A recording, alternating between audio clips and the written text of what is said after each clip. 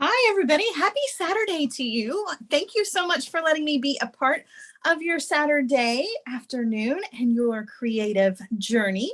I am really looking forward to this class, but first, just a little housekeeping. Hi, my name is Sarah. I am a designer for Beadalon, and Michael's is so gracious to let us come and be a part of the online classes here.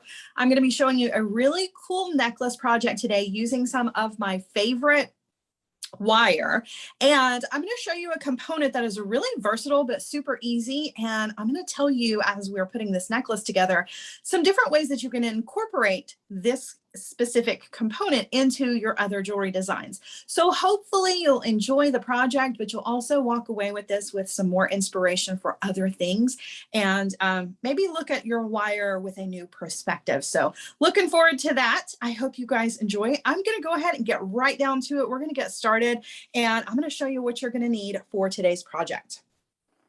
All right. So for the project, it doesn't take a lot of things for our necklace today, but sometimes that's a good thing, particularly this time of year when we are thinking about maybe creating some things to put in a craft fair, or if you're selling online and you need to kind of bulk up your website for the holidays, or if you're thinking about gift giving. Designs that don't use a lot of materials are very cost effective and also a great time saver, because a lot of times it equals, if they don't use a lot of materials, sometimes they don't take a lot of time. And that is definitely what we have for today's project. So we are going to be putting together a really cool necklace with these wire components. We're going to do a knotted head pin. And the cool thing about this is that we're using some twisted artistic wire. This is one of my favorite wires that Beadalon carries because it adds so much extra texture and dimension to your designs, where you can get the same effect really with beads and just regular round wire. But I really love, in place of the round wire in my designs, to use this twisted wire just to kind of give that extra sparkle. It's almost like a facet. It's not, of course, it's a twist, but it reacts with the light in the same way. It adds just a little extra sparkle, definitely gives it some dimension, and really just kind of draws a little bit more visual interest to any of your designs where you use the twisted artistic wire. So I'm going to show you these really cool round components, and we're going to be using, let's see here, we're using some reconstituted Siderolite 8mm beads. You can use whatever beads you want to, but I thought this was a beautiful kind of fall combination that really is going to kind of work all year, because who doesn't love like a good blue and brown combination? You can wear that all the time, but it does lend itself very well to fall and looks beautiful paired with the antique brass twisted artistic wire. So I thought this was just a really beautiful combination. And then of course I have added gold in here because I wanted to keep this design really warm. However, if you wanted to cool this down a little bit, you definitely could use silver findings and silver chain instead. You're still going to get a great look. It's still going to work, but it's going to be a little bit cooler and work with, you know, if you're not much of a gold person and maybe gold doesn't work well with your skin tone, silver definitely works with this design as well. Okay. So that being said, we're going to need some gold jump rings, a clasp here. I'm just using a standard lobster clasp for mine, but you can get a decorative clasp. Got some gold chain here cut into 2 pieces. We'll talk about the measurements of that when we get to that point. This is really at the end. And I believe that's it. But first, let's talk about this wire for just a second, because I think there may be some of you out there who don't realize that this is actually a dispenser pack. These little packs that you can grab, and you can grab these at Michael's. You can get this twisted artistic wire, but some of the other artistic wires that are not twisted come in these little dispenser packs as well. You can just open it up and take the wire directly out of it, but there's also this really cool little thing you can do. So on the back, if you will kind of punch out the back here and open it up, you can take your wire out. And let me show you what you can do. So you can take your wire out. You can start the strand here, just like that. Put it back in. And then punch out this little hole that's already there for you, right? Take the end of your wire through that hole, and it's going to keep it all on the spool, which is so nice because a lot of times this twisted wire, it tends to get a little unruly. Like once you undo it, it wants to just kind of spring off of the spool. So this is a great little way to use it directly on the spool and keep it all nice and compact. So that's pretty cool. Just a little trick for you guys. Got a little twist in my wire here, little bend. All right. Also want to show you the twisted wire is in fact twisted wires. You can see where it is cut on the end. You can see that it is actually 3 wires that have been twisted together. So if you wanted to use this in a design and you wanted to untwist it and have 3 little prongs, maybe you were making a ring or you were going to set a stone or something like that, you could untwist a portion of this and you would have 3 separate pieces of the wire. So it's a really fun kind of wire. Not only does it add, texture and dimension, but it also has some really cool technical aspects to it where you can really kind of use it in some very imaginative ways. All right, so I'm actually going to take mine out of the package, all the way out of the package. I just find that for this technique in particular, but this is still a really handy little pack and way to store your wire. All right, so for our component, let's take a look. We're going to be creating these rings out of our wire, and it is basically just a couple of wraps around a mandrel of some variety. I'm actually just going to use a dry erase marker. You're going to want something that's about 17 millimeters around. If you've got other kinds of mandrels or dowels or something like that, you can use that. I'm just using a marker because that's what I have on hand and it works perfectly. I like to improvise with my tools. So a marker it is for today. Now, as far as this little component is concerned, you can actually make this as big or as small as you want it to be. Now, keep that in mind as we're going, because I'm going to be giving you some little hints along the way as to other things you can do with these components. And adjusting the size is definitely going to make it a little bit easier to kind of envision these components in particular into other ways to use them in your jewelry. All right, we're also doing, like I mentioned before, knotted head pins. I'm going to show you how to do that. You can do this with round wire. We're doing it with the twisted wire, which is a fun little technique. And then just a little extra decorative wire wrapping. Nothing hard here. Just a little extra use of some of that twisted wire. So let's get started with the components. So I'm going to be working directly off of the spool. So I don't have a pre-measured amount of the wire for this, but we're going to be using, like I said, about a 17 millimeter mandrel. And what you want to do is you just want to take your wire. Now, I like to leave myself a little bit of a tail on both ends, actually. So I'm going to leave myself about 2 inches here. And I'm just going to wrap around my mandrel, whatever I'm using. I'm going to wrap around that about 6 times. Okay. So there's 4, 5, and 6. Now you can bundle these up. You can make them straight across. You can line up all of your wraps nice and, neat and clean like that if you want to. I tend to like to pinch mine together and make a messy kind of bundle out of them. I feel like they just look really cool that way, but it's totally up to you and what kind of design style you want to go for. So I've wrapped around the mandrel a few times. Now I want to leave myself a little bit of a tail here that I can use to bundle the wire together. So I'm going to leave myself a few inches of the wire. Hold on just a second. I want to get you the measurement that I had in the instructions here. So let's see. I leave myself about 3 to 4 inches of a tail. I usually just kind of eyeball it. That's why I wanted to double check to make sure that I was actually following my own instructions here. All right. So cutting that wire. And now what you want to do is you very carefully want to slide this off of your mandrel, and you want to pinch those wires together because they are going to want to spring apart, right? So you got to hold on to it. It's not going to keep that shape. This twisted wire is very, very springy. So it is going to, it's definitely going to want to open up and not stay. That's why we have to use these wires to create our little bundles here. So what we're going to do is we're going to take this little tail that we left ourselves and holding on, pinching the wire together with my fingers. I'm going to take the tail, I'm going to tuck it through the inside of the ring. Okay. And then I'm just going to wire wrap around all of those wire wraps about 2 or 3 times. Okay. That's going to hold them all together a little bit, right? But we still need a little bit more. So now I'm going to guide the wire around a little bit. And I'm going to do the same thing a little bit further over.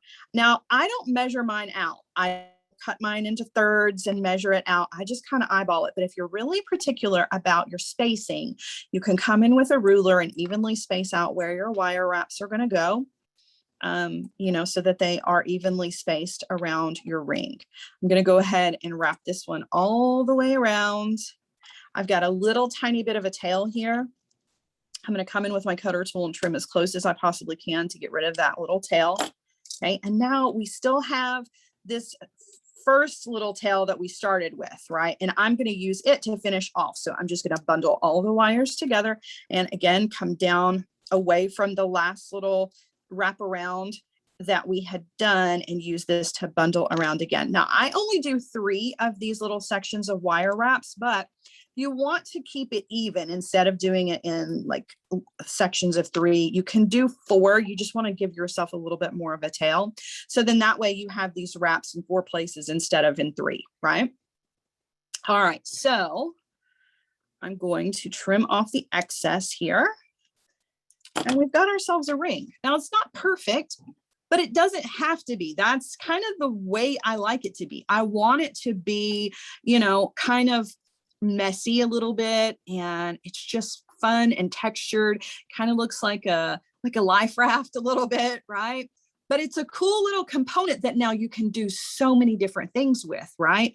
We're going to use ours to create a focal for our necklace, right? I'm going to lay this out just to remind you where we're going with all of this, but you can use these little rings for so many other things, right? Make them in different sizes, link them together with jump rings, and you can have hoop earrings, right? You can make smaller ones and you've got the ring portion of a clasp if you want to make a toggle or you've got a toggle bar. You can make it much smaller and you can do links to go all the way around for a bracelet or even a necklace. If you had enough wire, you could do an entire necklace. So basically you can make your own little chain sections out of the twisted wire. Now, not only can you do this with twisted wire, you can do it with round wire as well, but it's such an easy little component that it really kind of lends itself to be used in a lot of different ways. And you've got a surface area here that you can add other things to. You can wire wrap to this, wire wrap beads to it. You can wire wrap charms to it, or you can add dangles to it like we're going to do with some of our beads. So definitely a simple thing that you can use, but incorporate in your designs in so many different ways, right? All right, so we've got to make 2 more of these. So you get to see this done again in case you missed it the first time, right? Practice makes perfect. So there's 1. We're going to go ahead and make 2 more. So again, working directly off the spool because I don't know the exact measurement that I want. I'm leaving myself a little bit of a tail to get started, and I'm going to just wrap around my mandrel, whatever that happens to be, about 6 times. Okay. And then I'm going to trim off, leaving myself a couple of inches. Okay. And then very carefully slide that off. Just don't let go when you're sliding it off of your mandrel. Definitely don't want to do that. Okay. Pinch it all together. And then you're going to take your wire again. I'm going to take it and bend it through the center of the ring. And then just bundle around by wire wrapping 2 or 3 times around all of those wires. Okay. So Patty wants to know if you can make a bangle bracelet like this. You absolutely can make a bangle bracelet with this. That is such a great point. Thank you for asking that question because I totally would have forgotten. This is actually one of the ways that I do make bangle bracelets. So if you've got something that's large enough to make a wire bangle with that would fit over your hand, absolutely. You definitely want to use more than 3 wraps to secure your wires. But yes, it's a great way to make a bangle. And then you can add other things to it. You can hang charms from it, or you can cover it with sari silk or fabric. It just kind of lends itself to a lot of different things. All right, so I'm going to use the tail of this wire here. We have another person, they said, after forming the 3-ring wrapped components, could you work to harden the wrapped rings in order to make the wire tougher? I probably wouldn't, just because this is a textured wire, and because the wire wraps, as you guys can see, the wire wraps are kind of in a messy bundle, so they're not all lined up nice and straight. Whoops, just throw that one into the floor here. But I don't really, number one, I don't feel like it necessarily needs it. It really does become pretty strong when you've bundled it around several times. Like I can squeeze on this and it's not really going to bend out of shape. But if you were to put this on a block and work hard now, I'm afraid that you might mash some of those twisted sections of the twisted wire. So I don't necessarily recommend it, but you absolutely could if you wanted to.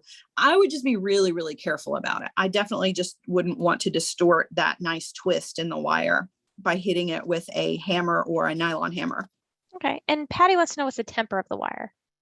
So the temper of this, since this is artistic wire, it is a dead soft wire. So it is very, very soft and malleable, which is why it definitely springs off of the spool. You can see it. It's very easy to use. It's not quite as soft as craft wire, or I'm sorry, aluminum wire, but it's right there at that kind of flexibility. But again, if you bundle it up like this with several, you're going to have a nice sturdy piece. Now, if you wanted to just go around a single time, because it's a dead soft wire, you're going to have this bending that's going to happen. That's why I like to bundle it.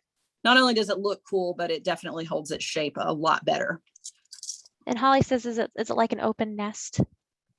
It is like an open nest. Yeah, it absolutely is. You could, in fact, with the Michaels class, we actually did a bird's nest pendant, and it was very similar in structure to this. So you definitely could use this twisted artistic wire to do the exact same thing. But yes. All right, I'm going to make one more of the rings, and then we are going to work on our knotted head pins and put all of this together. So we've got one more to go. So again, I'm leaving myself a little bit of a tail on one end. I'm going to wrap around about 6 times.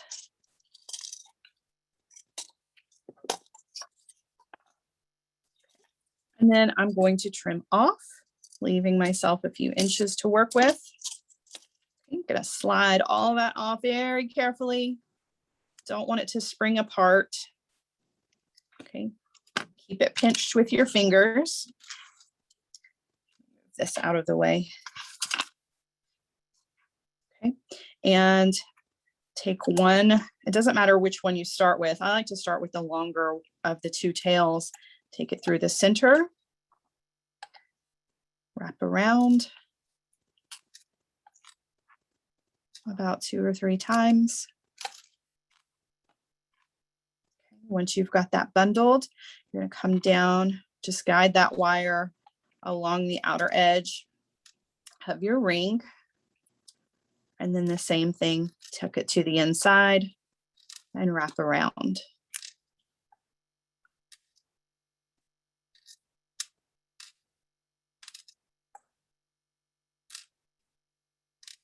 Okay, come in and trim off if you've got a little bit of a tail.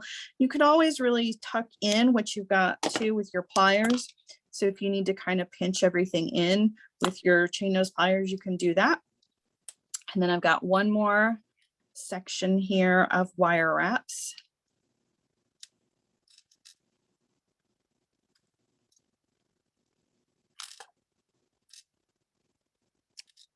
Okay, so there is our last little bundle of wire, and I'm going to trim off the excess.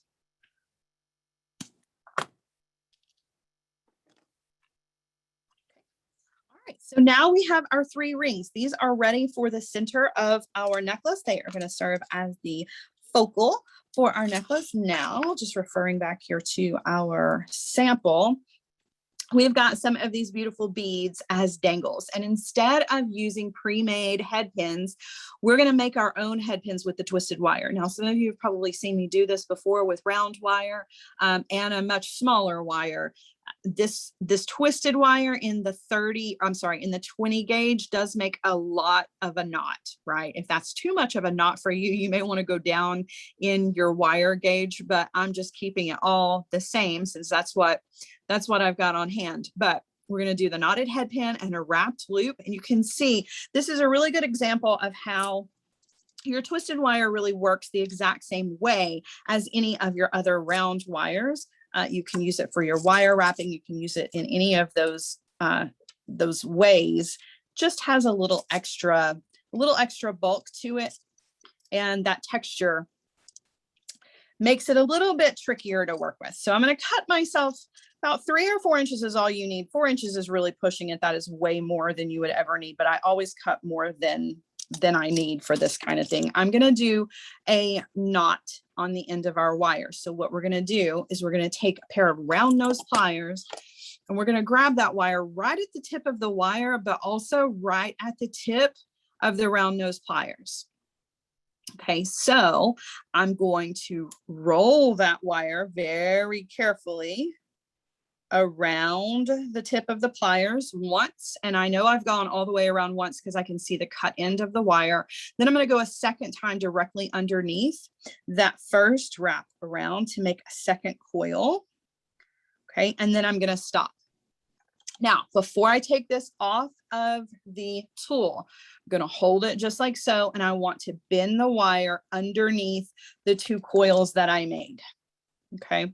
So now when I take it off, you can see the bend in that wire is a little bit different than what most people would want to do. You'd want to coil the wire and then go that direction. You want to be sure that your that your wire is running underneath those 2 coils. Okay. Whoops. Sorry, you guys. I'm going to take the tail end of this and I'm going to bend it backwards towards those 2 coils. I'm going to stick it through the 2 coils. So what we've made is like a little lasso. Okay. I'm going to come in with my nylon jaw pliers. Please do not do this without nylon jaw pliers. If you do this with your regular pliers, whether it is twisted wire or not, you will strip off the coating that is on the outside of the wire. Nylon jaw pliers are a must. You can see I use mine all the time for knotted head pins, and that's what they end up looking like. So I'm going to hold on. I've got my wire coming out the other side of the pliers here. I'm going to take another pair of pliers, bent chain nose plier or just regular chain nose pliers, and I'm going to pull. And that's going to pull a knot into the end of our twisted wire. And it looks like a little flower, like a little rosebud, or just a really cool little knot. So now what you have is you've made yourself your own head pin that you can use in a million different ways, right? It doesn't have to just be the twisted wire. You can do this with regular wire. But why is this important? This is important because if you're using a color, other than just liking to have all of my elements as handmade as possible, but if you're using a wire that's a color, like this antique brass color, and let's say the findings that you have or the head pins that you already have, they don't really match, right? This gives you an opportunity to make your own little pieces and it all matches. So you don't have to worry if your pre-made head pins or eye pins don't match. We had somebody ask, can you make a 90-degree bend with the twisted wire and then make the wraps like neat? Yes, you absolutely can. The only thing is that you have to really, really hold on to the wire because it will want to spring out of that 90-degree shape. So you have to hold it really, really tight. But yes, that is 100% possible. And if we yes. have time, I'm going to probably say this right, but Lawanda is wondering if we could show the making of the knot again, probably towards the end of class if we have time. For the knotted head pin, because I'm going to do 2 more of those. So definitely. Then she's good. yes. Oh, and Jackie wants to know, is there a point where you replace your nylon pliers? Like, how do you know when to How do you replace know? them? Well, honestly, and that's a good question. Honestly, it's just really kind of up to personal preference. I know mine look really, really mangled, and I'll open them up and show you the inside of them. Look how terrible they look, right? But here's the thing, even though they look really terrible, when the tips on these are brand new, they're really slippery. The more you use them and the more like kind of texture that they have to them from where you've used them, they're a little bit more grippy. So for me personally, I don't care that they look like this because the grip on them is really, really strong. If I replace them, I have to work. You know, it's like when you get a new leather jacket, you got to soften it up. That's kind of the way your nylon jaw pliers are. If they get too chewed up, you can just get replacement tips. You can see you can unscrew here and then put on a new tip. Really and truly, the answer to that question is it's just personal preference. I like mine chewed up because they hold really strong, but other people like them nice and smooth. So you want to replace them just whenever you feel like they need it. Mine look pretty bad. They could be replaced, but I just don't have the heart to give up because I've worked for so long to get them to look like that. All right, so with our head pin, we are going to thread on our bead. Okay, and now we're going to just do a wrapped loop. You can do a simple loop here if you want to, but I do want to recommend the wrapped loop over the simple loop for the simple fact that this is twisted wire that is very, very soft. Those simple loops have a tendency to open on you. So for extra security, I like to do a wrapped loop instead. So I'm going to grab the wire right where it is exiting our bead. I'm going to bend the wire over the top of the pliers. So when I take my pliers away, there's already a good amount of space here. I don't have to measure. I don't have to guess. I let the pliers do the work for me. There's enough room there for my wire wraps. So now I'm going to come in with my round nose pliers and grab that wire and take it up and over the top barrel of the pliers. Notice I'm only moving the wire. I'm not moving the tool. But at this point, I do have to move the tool because this bottom barrel is in the way. I can't finish my loop if I don't move those. So all I'm going to do is just rotate my pliers just like that. Okay, that's all. You don't have to do anything crazy. You don't have to even take the wire off of the tool. Just rotate, make the bottom barrel now the top barrel. I'm going to guide the wire over. That's going to close up that loop. And I still have that space in between there. So I'm going to use my tail to wire wrap between the loop and the top of the bead. And I've got enough room for about 3 wire wraps. So you can see the twisted wire is going to behave in the exact same way pretty much as just a regular round wire when it comes to wrapped loops and your basic wire techniques. I'm going to come in with my cutter tool and trim off the excess. And we're going to do 2 more of the knotted head pins for our other 2 dangles for our design. So there's 1. Okay, we're going to do 2 more. Going to take some wire again.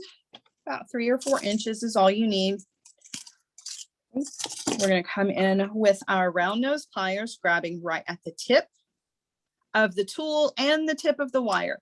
We're going to roll that around the tip of the pliers once all the way around, and then we're going to go twice underneath that first wrap. So we've just made a coil of 2. Okay, don't take it off of the tool yet. Bend it underneath so that it is running away. You're bending the wire so it is moving away from your hand and the handle of the tool. And it is underneath the 2 coils that you made. You can see the ends of my wire here sticking out. I'm just going to clean that up just a little bit with my pliers. Okay, now I'm going to take the tail end of the wire, going to bend it back and stick it through those 2 coils that we made to make our little lasso. I'm going to bring in the nylon jaw pliers. Okay, grabbing the wire, and then I'm just going to pull the other side to pull a knot into the end of the wire. Okay, taking that off, I'm going to thread on another bead, and we're going to do another wrapped loop. So I see there was a question about the gauge of this wire. So I'm using 20 gauge twisted artistic wire in antique brass. Okay, I'm going to come in with my chain nose pliers again, bend. Okay, take the wire up and over, rotate, take the wire over to close up our loop. I'm going to switch hands and then wire wrap between the loop and the top of the bead. And then you're ready to trim off. We'll do this one more time. And then we'll do one more little wire wrapped thing. And we're actually going to do it twice to make our little decorative wire wraps. But then we'll be ready to assemble our necklace. So another knotted head pin here. So we've got the tip of our wire, the tip of our pliers. Roll the wire around the tip of the pliers once. We're going to roll the around a second time directly underneath. Okay. And then you want to stop where the wire has cut. So you know you've got to bend the wire out away from the handle of the tool. Take that off. We're going to take the tail end of the wire, stick it through the two coils that you made to make yourself a little lasso shape. Okay. Grab with the nylon jaw pliers and pull. And if your wire kind of frays, you can see how, because it's twisted wire, it will, some of those little ends, you can always just kind of come in with your pliers, your other pair of pliers, and you can flatten it down. You can pinch it. You can really manipulate it, tuck in any little ends that you don't like. Now with the round wire, you don't ever have that problem, but because this is twisted wire, sometimes those three wires that are twisted together, they tend to work independently and get a little mind of their own. So always just keep those in check because you don't want those to get hung on your clothing.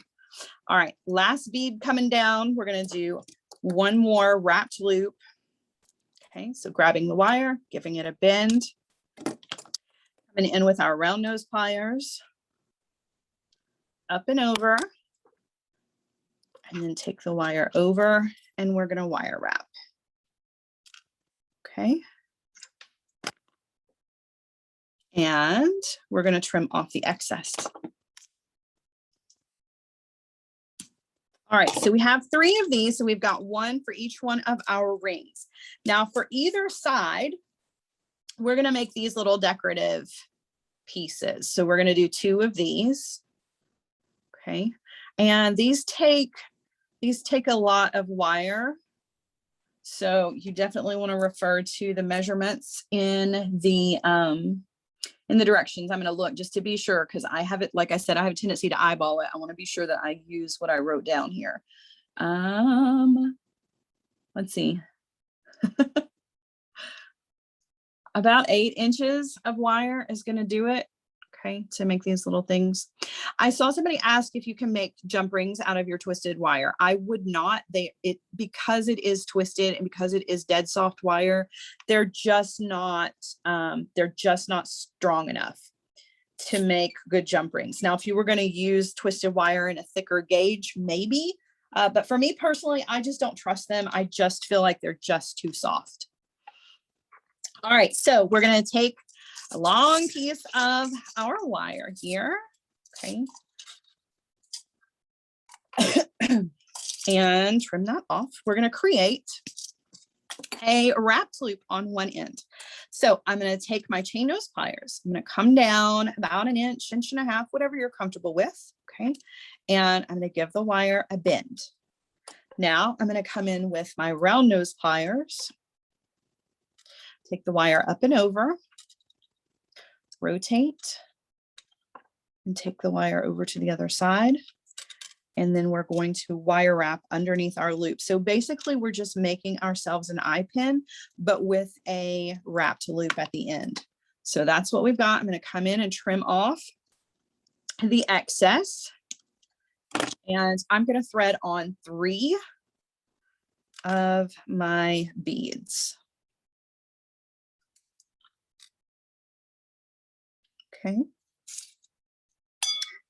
And now I'm going to do another wrapped loop. So don't trim off the excess wire. That's what we're going to use to do our little decorative wraps. So let's do our wrapped loop here. Up and over. Rotate, take the wire over, and we're going to do those wraps.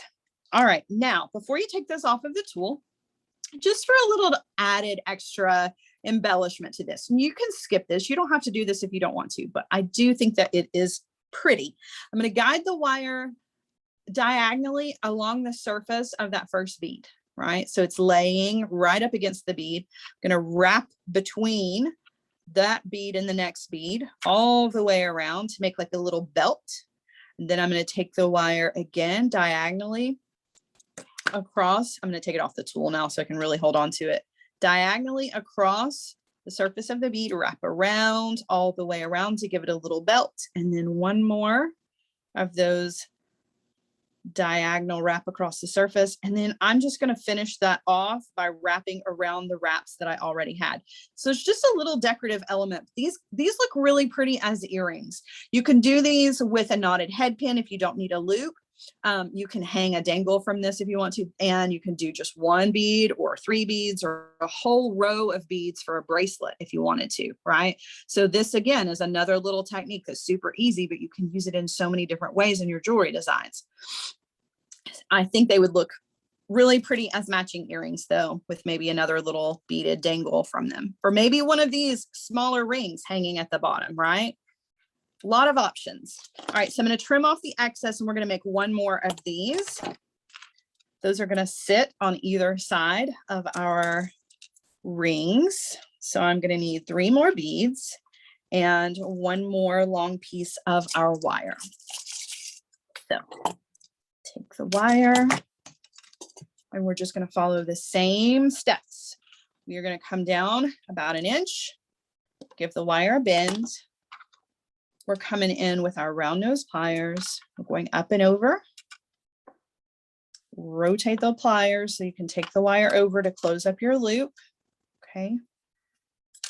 And then we're going to wire wrap about 3 times. You can do 4 times, whatever you like for your wire wrapped loops. I like 3 because that's pretty standard and usually fits in that space if you're doing this up against a bead that your pliers kind of pre-measures, right? All right, so I'm going to thread on 3 of my beads.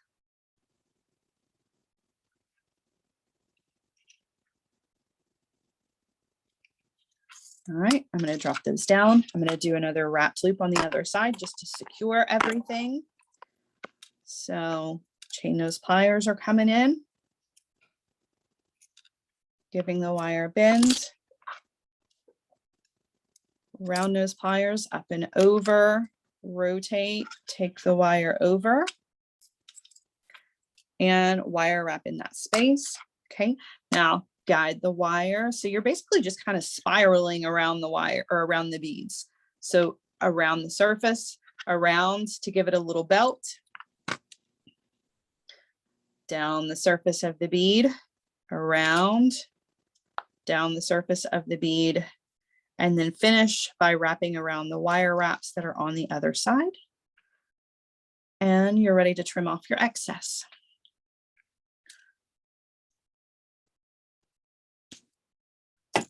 Okay, so now we have our 2 little decorative accents for either side here. You can leave these out. You don't have to have these if you don't want to.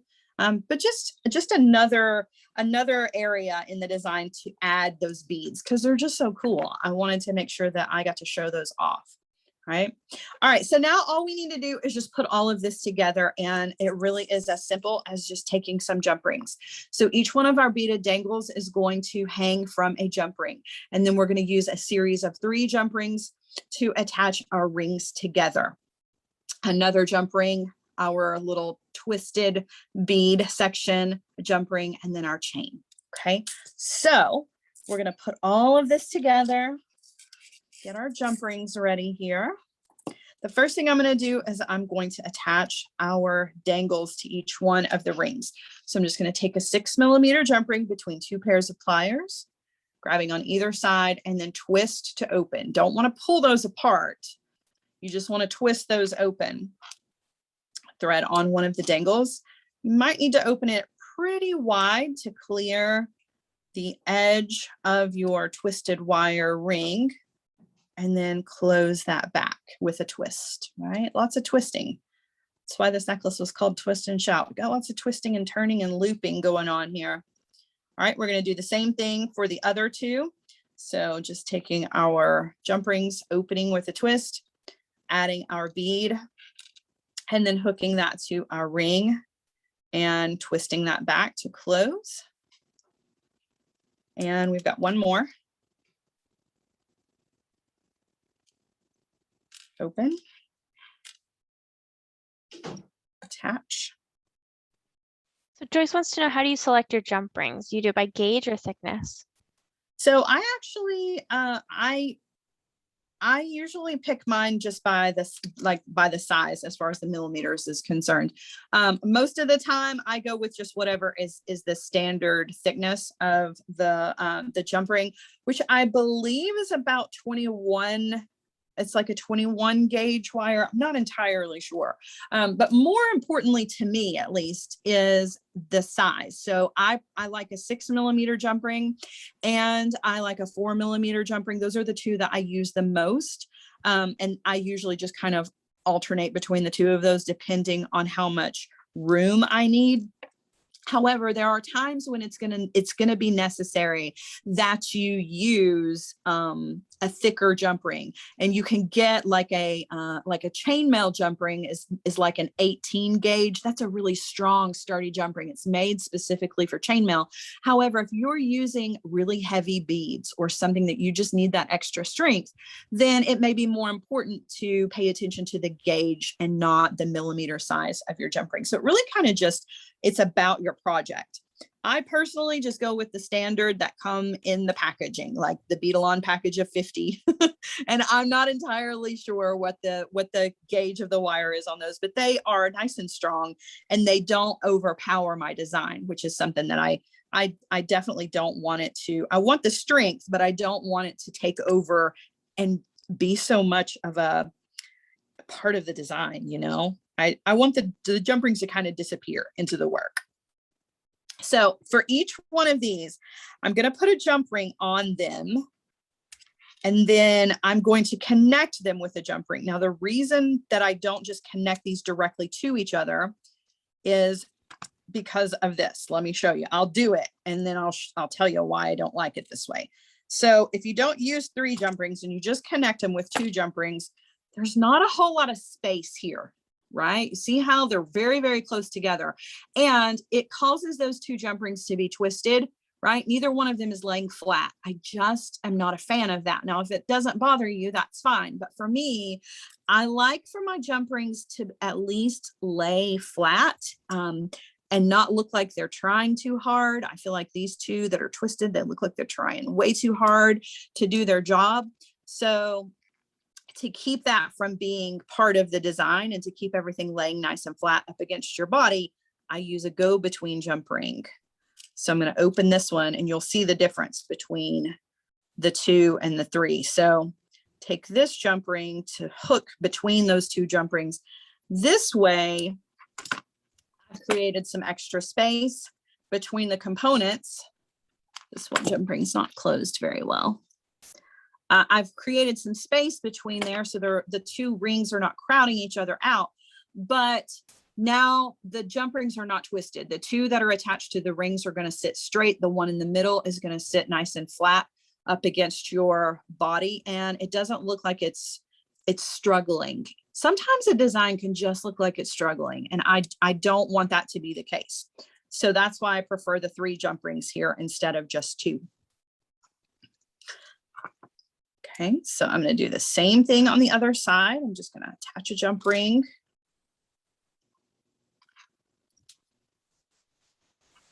I'm going to take another jump ring for this last ring.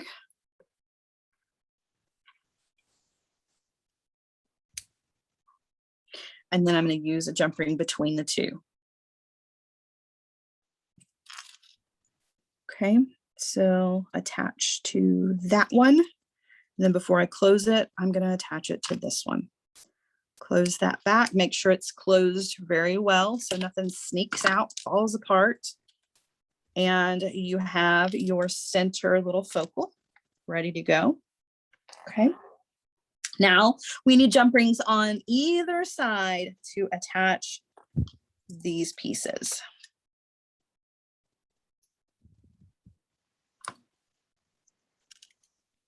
Okay, so attach a jump ring and then our wrapped loop on one end of our bead section. And then we're going to do the same thing on the other side. The last thing to do to this, guys, is to add your chain. And as far as the chain is concerned, your measurement is going to depend on how long you want your necklace to be. I'm going to bring in the ruler here in just a second. We're going to look at how long the center portion is. Okay. So this is our focal, right? And if you want your necklace to be a shorter necklace, about a 16 inch necklace, 18-inch necklace, you're going to want to do a little math here. I'm not actually going to do the math because I am not good at that, but I do want to show you. So I'm going to lay out my components, the whole focal here. It's about 6.5 inches. So you want to subtract your 6.5 inches from the overall measurement of your design, and then take what's left over and divide that by 2 to get your chain length. Okay. So for me, I have cut my chain pieces to be about, let's see, mine are about 8 inches each. That's going to make 8 inches plus 8 inches is 16 plus our 6. Oh my goodness. I said I wasn't going to do math. 18, 19, 20, 21, 22, 23, 24 inches is what my necklace will be without the, without the extra components, which are our jump rings and our clasp, which are going to take up about an extra inch. So you have to take all of those things into consideration when you're measuring your chain. A lot of times I will just put it all together and then I start snipping off the ends of the chain until I get it the length that I want. If I'm being completely honest with you, that's the way I do it so that I don't have to do math because I probably just did that math wrong. But it is a Saturday and weekend brain is a thing. So that's my excuse. So Michelle wants to know if you can put a jump ring through one of the wires in the loop to connect the necklace instead of around all of them. Okay, ask me again because I'm not sure I understood. So Michelle says, can you put a jump ring through one wire in the loop to connect the necklace? Oh, okay. So like to separate out and like kind of wiggle a jump ring under there. Yeah, you absolutely can do that if you want to. There's no reason why you can't. I do feel like if you're going to use 4mm jump rings, that's probably going to be the best bet for you because the 4mm jump rings are not going to be big enough to clear the entire surface area of your wire bundle. But if you're using 6mm jump rings, you've got plenty of room. There's really not any reason to do that, but you absolutely can. All right, so I'm just attaching my chain on either side with jump rings. And then the last thing to do is just add our hardware at the end. Speaking of jump rings, so one of our participants has a problem getting them like closing as close as they would like. So like any tips for when they don't close well enough and they pull apart at that little space? Yes. All right. So it really is going to be all about the way that you open and close the jump ring. So let's walk through that because this is really, it's one of the things that I feel like gets rushed through because people take for granted that everybody knows how to open and close a jump ring correctly. And sometimes that's not always the case. And this is a make or break part of your design, particularly at your clasp. So first and foremost, before I even open the jump ring up, I like to look at it and make sure that it actually meets at the ends. If it's not meeting at the ends, let me see if I can find you an example, because sometimes with jump rings, let's see here. I know I've got one that I can show you. Sometimes they are not sitting just when you first take it out of the package, they will not be sitting. This is a really good example. See how that one is sitting where the ends are not meeting and they're overlapping each other? That is just not, that's not a good starting spot at all, under no circumstances. So before you even open it, take a look at it. If it's not closed properly to start with, you're going to need to adjust it first. So for a jump ring like this, I will open it and then I kind of pull apart very slowly, very gently, and try to position it into a closed position where both ends are now meeting. And then I come in and kind of bite down on it with my pliers just to reinforce that that's where that jump ring needs to close, right? You got to kind of convince that wire that that's what it needs. That's where it's supposed to be. That's going to give you a better starting point. Now, at that point, you can open it correctly by just twisting. Don't ever pull apart. If you pull apart, let me show you. If you pull apart, you're never going to get that round shape back. You're going to close it back. It's not going to meet properly. It's going to be more of an oval. You're going to have all kinds of problems.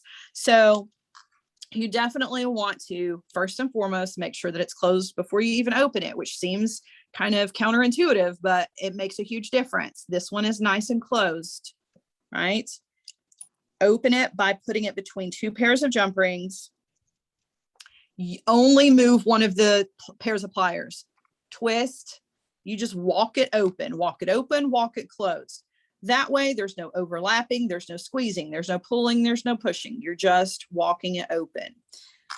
Thread it on to wherever you need it to go, and then just close it back. And again, I'm only using one pair of pliers for the movement. The other pair is holding everything still. That's going to make a huge difference. You can see that's a nicely closed jump ring. There is a tiny, tiny little space between the two of them, but it's not big enough for anything to slip through there. That's going to be a secure closure on a jump ring. And if you are even worried about that tiny little space, you can again open it and close it again. Sometimes that'll close it up, and that did. It made a huge difference. But yeah, you just want to be careful with those things. Take into consideration how your jump looks before you even start working with it. That makes a huge, huge difference. All right, so that's it, you guys. I'm going to just attach that. We've got our hardware on the back.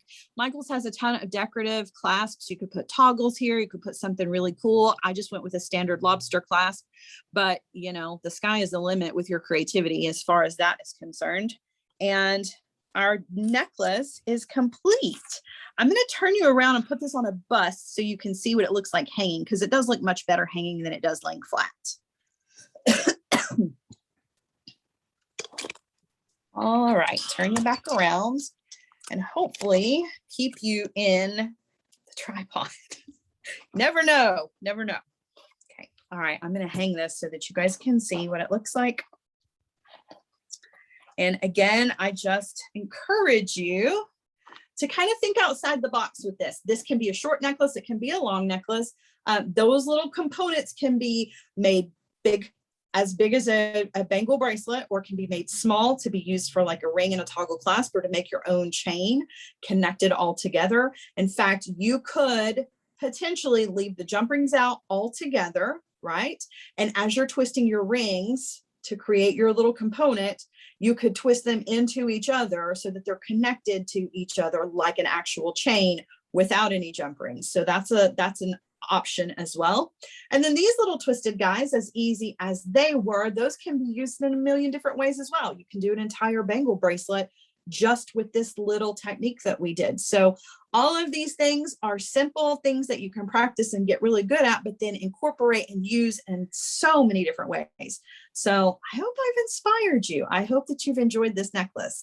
Do we have any extra questions before we go? Anything extra? So a lot of people are just saying they love it. It's beautiful, and you are a genius. Oh.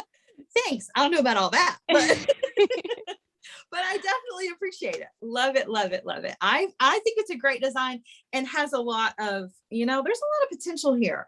And you don't have to just do the beads. Like you could hang charms and pendants, and a lot of us, we like extra. If you're a jewelry maker, a lot of you really, really like extra. But then there are those of us who like simple, leave the dangles out completely and just have a really elegant design, because that wire is beautiful all by itself. So You guys, thank you. Thank you so much for joining me and letting me be a part of your Saturday. I hope that you have enjoyed this class. I will be back with you again soon with another fun design here at Michael's and with Beadalon products. So I'm looking forward to it. You guys check out some of the other classes. There are some other geniuses that definitely are teaching some great things here at Michael's. So definitely give them some love as well. And you guys enjoy the rest of your weekend, and I will see you guys soon. Bye, guys.